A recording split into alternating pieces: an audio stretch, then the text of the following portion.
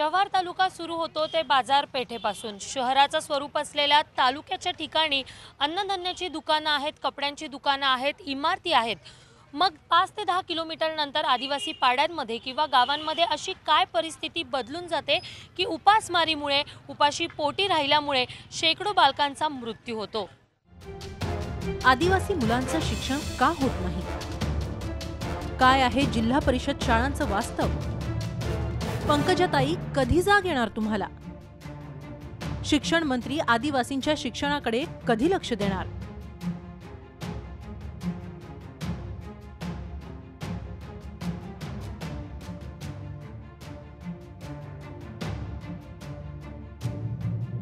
आदिवासी गावातील जिल्हा परिषदेची शाळा पाहिल्यानंतर हे सर्व प्रश्न तुम्हालाही पडतील। जव्हार तालुक्यापासून 20 किलोमीटर अंतरावर असलेलं दाभुसा हे गाव। गावाच्या सुरुवातीलाच तुमची नजर जाते की जिल्हा परिषद शाळेत। आम्ही या शाळेत गेलो तेव्हा विद्यार्थी सुरेल आवाजात कवितांचं वाचन करत होते, पण बाहेरून जितका सुंदर आवाज येत होता, आत परिस्थिती तितकीच वाईट होती।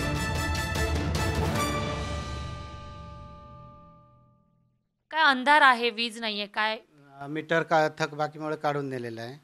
अच्छा, आणि ते मीटर घ्यायला काय आमच्याकडे तरतूद नाही। किती दिवसांपासून वीज नाहीये? म्हणजे मी 2012 ला आलो, त्याच्या अगोदर कधीपासून ते काही माहिती नाही। तर थकबाकीचं या ठिकाणी बिल आहे ते पण आपण बघू शकतो। 980 केवळ 980 इतकं बिल जे आहे ती थकबाकी आहे आणि त्यामुळे गेल्या 4 वर्षांपासून या शाळेमध्ये वीज नाही। आमची 1 ते 5 वर्ग आहेत, पटसंख्या आमची 71 आहे। आम्हाला एक शिक्षकाची गरज आहे। आम्ही सध्या कार्यरत 2च शिक्षक आहेत आणि इमारत सुद्धा आम्हाला एकच आहे, एक धोकादायक इमारत आहे। जर ही परिस्थिती असेल तर कोट्यावधीचा जो निधी येतो तो नेमका कुठे जातो? ही सत्य परिस्थिती मंत्र्यांना जेव्हा ते दौरे करतात ते का दिसत नाही? जिल्हा परिषद शाळेच्या या दुरवस्थेबाबत आम्ही थेट जिल्हाधिकारी अभिजित बांगर यांना गाठलं, तेव्हा सर्वच जिल्हा परिषद शाळांमध्ये अशीच परिस्थिती असल्याची कबुली त्यांनी दिली। आपण शाळेमध्ये वीज नाही वगैरे ह्या गोष्टींचा जो उल्लेख केला आहे वस्तुस्थिती आहे। सर्व शाळांमध्ये आपण वीज देऊ शकलेलो नाही। हा प्रश्न पण फार कॉम्प्लेक्स आहे। त्यामध्ये वीज बिल जे दिलं जातं ते कमर्शियल दराने दिलं जातं। शाळांना जो निधी येतो तो निधी अत्यंत तुटपुंजा आहे आणि त्यातून तो कमर्शियल दराने येणारं वीज बिल भरण्याची त्यांची कॅपॅसिटी राहत नाही। यासाठी आम्ही शासन स्तरावरती पाठपुरावा करत आहोत। अनुदान पण पुरेशा स्वरूपात येणं गरजेचं आहे। मुळात जिल्हा परिषद शाळांची वीज बिलं भरण्याबाबत ठोस असा नियम नाही।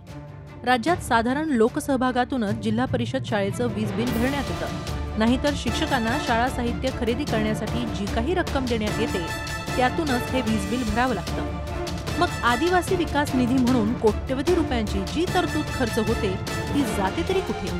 आदिवासी गावांमध्ये शाळेतच वीज नसेल तर ज्ञानाचा उजेड कसा पडणार? मग गरिबीचा अंधकार कसा दूर होणार? आणि गरिबी हटली नाही तर कुपोषण कसं संपणार? सगळे प्रश्नच आहे। Deepali Jagtap Patil, Zee media, Palghar.